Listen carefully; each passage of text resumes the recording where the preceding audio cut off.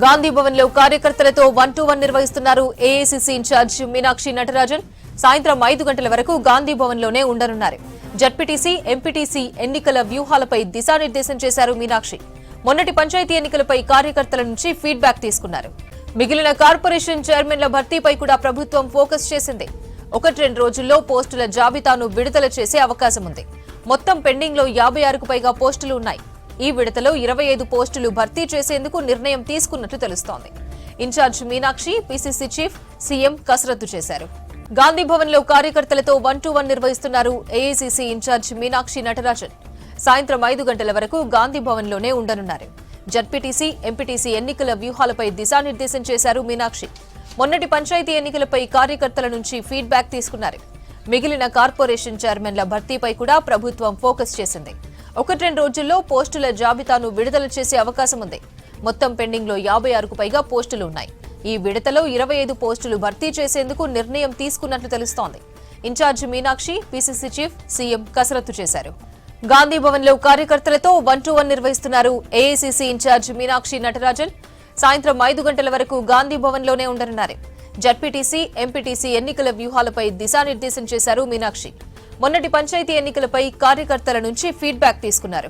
దీనికి సంబంధించి మరిన్ని డీటెయిల్స్ షరీఫ్ ఫోన్ లైన్ లో అందిస్తారు. Sharif, AICC Telangana in charge Meenakshi Natarajan, AICC ఇద్దరు ఇన్ఛార్జులు, ఒకటి విశ్వనాథ్, మరొకటి సచిన్ సావత్, వీళ్ళతో సమీక్షా సమావేశం కొనసాగుతుంది. అందుబాటులో ఉన్న కార్యకర్తలందరితోని in charge Meenakshi Natarajan, PCC chief Mahesh Goud వీళ్ళంతా కూడా ఫీడ్బ్యాక్ తీసుకుంటున్నారు. మొన్న పంచాయతీ ఎన్నికల్లో కాంగ్రెస్ బలపరిచిన అభ్యర్థులు ఎంతమంది గెలుపొందారు, ఎలాంటి తాజా పరిస్థితులు రాజకీయంగా అక్కడ ఉన్నాయి, రానున్నటువంటి జెడ్పీటీసీ, ఎంపీటీసీ ఎన్నికలలో ఏ రకంగా జనాల మూడుంది, పంచాయతీ ఎన్నికల్లో ఏ రకమైనటువంటి ఫలితాలు అయితే మనం చూసామో ఆ తరహా ఫలితాలనే ఎంపీటీసీ, జెడ్పీటీసీలో కూడా ఉండాలి అనేటువంటి అంశాన్ని దిశానిర్దేశం ఇన్ఛార్జ్ చేస్తున్నారు. మరికొన్ని ప్రాంతాల్లో ఇన్ఛార్జ్లు లేకుండానే ఈ పంచాయతీ ఎన్నికలు జరిగాయి. అక్కడ అలాంటి సందర్భాల్లో ఇన్ఛార్జ్లను నియమిస్తే బాగుంటుందన్నటువంటి అభిప్రాయాన్ని వచ్చినటువంటి కార్యకర్తలు కూడా మీనాక్షి దృష్టికి తీసుకొచ్చినట్టు కూడా తెలుస్తోంది. దాంట్లో భాగంగానే కరీంనగర్కు సంబంధించినటువంటి అంశం పైన కూడా ఇన్ఛార్జ్లు లేరనేటువంటి అంశాన్ని అక్కడి స్థానిక నేత ఇన్ఛార్జ్ దృష్టికి తీసుకురావడంతో సానుకూలంగా స్పందించారు. ఎక్కడెక్కడైతే ఇన్ఛార్జ్లు లేరో, నియోజకవర్గ పరిధిలో ఇన్ఛార్జ్లు ఎక్కడైతే లేరో వాళ్ళ లిస్ట్ అంతా లిస్ట్ అవుట్ చేయాలని చెప్పి టీసీసీకి ఇన్ఛార్జ్ మీనాక్షి నటరాజన్ ఆదేశించినట్లుగా కూడా తెలుస్తోంది.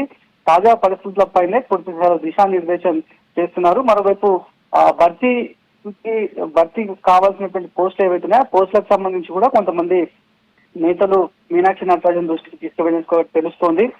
ఇంకెప్పుడు ఆ పోస్టులను భర్తీ చేస్తారు. వివిధ మార్కెట్ కమిటీకి సంబంధించినటువంటి డైరెక్టర్ పోస్టులు ఉన్నాయి, కొన్ని నామినేటెడ్ కార్పొరేషన్ చైర్మన్ పోస్టులు కూడా, కమిషన్ కి సంబంధించిన మరికొన్ని పోస్టులు కూడా ఉన్నాయి. కాబట్టి వాటిని ఎప్పుడు భర్తీ చేస్తారనేటువంటి అంశాన్ని ఉన్నటువంటి నేతల దృష్టికి ఆయా నేతలు తీసుకువెళ్ళినట్టు తెలుస్తోంది. రేపు మళ్ళీ భోపాల్ కి మీనాక్షి నటరాజన్ బయలుదేరి వెళ్ళబోతున్నారు. ఉదయం సికింద్రాబాద్ రైల్వే స్టేషన్ నుంచి ట్రైన్ మార్గం గుండా భోపాల్ కి ఇన్ఛార్జ్ మీనాక్షి చేరుకోబోతున్నారు. ఈ రిపోర్ట్ అంతా కూడా పంచాయతీ ఎన్నికల్లో ఏ రకంగా అయితే కాంగ్రెస్ బలపరిచిన అభ్యర్థులు గెలుపొందారో ఆ రిపోర్టు, అదేవిధంగా నేతలకు, మంత్రులకు, ఎమ్మెల్యేలకు సంబంధించిన అంశం పైన ఇంకేమైనా విషయాలు తన దృష్టికి ఓపెన్ గా చెప్పాలని చెప్పి మీనాక్షి నటరాజన్ పలుమార్లు చెప్పారు. కాబట్టి ఆ రిపోర్ట్ ను కూడా సిద్ధం చేసి ఏఐసీసీకి ఇచ్చేటువంటి అవకాశం కనిపిస్తుంది.